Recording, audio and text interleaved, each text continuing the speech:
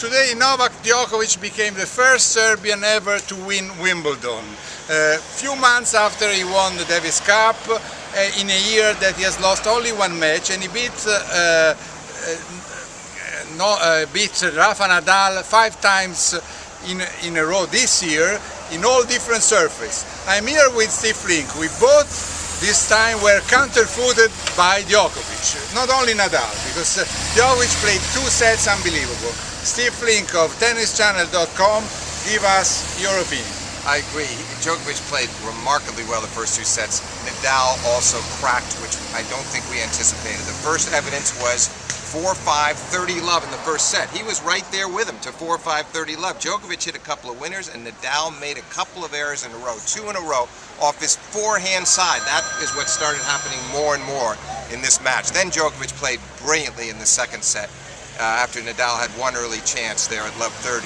And Nadal dug in to win the third. We thought maybe we had a match. A 6-1 third set for Nadal. He began to hit with more pace off his backhand particularly. Flattened his backhand out, stopped making the forehand errors, began to move Djokovic around, and it changed the tempo of the match. But then, after one early break chance that Nadal had at the start of the fourth, he went down a break. He's broke back, but it was just too much coming from behind, and I thought Djokovic did a terrific job from 3-all in that fourth set to run the match out. And when he served for the match, it was at 30-all. You might think he'd get nervous. He serves in volleys, plays a perfect volley, and then attacks again on match point. I thought Djokovic showed that his nerve held up beautifully. Well, I think Nadal revealed to us that Djokovic is really inside his head, and he just doesn't know what to do against him now, and he doesn't seem to think he can beat him. You said everything. I have no more things to say after what you told the whole story. I can just remind you that in the first 2 sets, Djokovic never let Nadal get to 40, to deuce. I mean, in 9 serves, he lost nothing practically. I mean, 6 points, 7 points on his serve on the first set, and only few on the second, like 3, 4, 5. I'm just reading up right now. So that was really impressive, because once we were saying, oh, Djokovic doesn't have that great serve, Todd Martin was working on the serve, Marian Vaida was working on the serve, now he was serving wonderfully. I personally thought that there was nothing to do against the Djokovic of the first 2 sets, while in my opinion there was something to do afterwards, because he missed some few forehands from a certain point on the third set.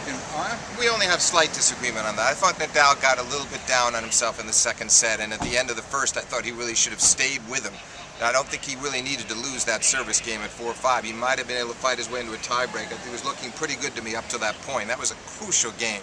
So I do believe that Nadal overall had unusual, uncommon problems off his forehand side today. It wasn't reliable. It's normally, to me, the best forehand in tennis. He couldn't miss against Andy Murray. Yeah. Couldn't make unforced errors. Went a whole set without making an unforced error. But today, to some extent, he beat himself, but to a large extent, Novak Djokovic was just too good. Yes, yes. We really saw anyway a great Novak Djokovic, we must say, because he has been playing well the whole year around. It's not just today, it's not just this tournament.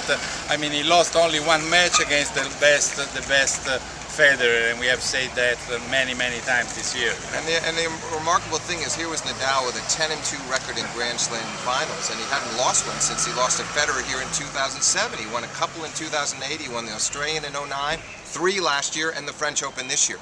And finally he loses another one, and that is to Djokovic's credit, that he could beat such a tremendous big match player on the biggest occasion in tennis. Yes, and then once you beat Nadal in a different surface, he beat him on Arco, he beat him on clay, he beats him on grass, and tomorrow he's number 1. He really well deserved to be number 1. Absolutely. And he's a Davis Cup champion. Yes, he's validated that #1 ranking. Imagine how disappointing it would have been for him to lose to Nadal here, and Nadal would have 2 majors this year, he'd have 1, he'd be number 1, but in the minds of the public and a lot of people, they would have said, no, Nadal is the real #1. Now he's erased that, and essentially he's locked up the year. he hardly has to play well the second half of the year. All he needs is a few titles here and there, a good showing at the U.S. Open. He will absolutely finish this year #1 in the world. Yeah, and it is the first time since 2002 there are two new winners. I mean, Serena Williams in 2002 and Leighton Hewitt had never won a slam in Wimbledon, and now we have Kvitova in the women and Djokovic in the men. I think it was at the end a great Wimbledon. It was a great Wimbledon, and a couple of surprises because, again, Sharapova, like Nadal, was the established player. She won here before.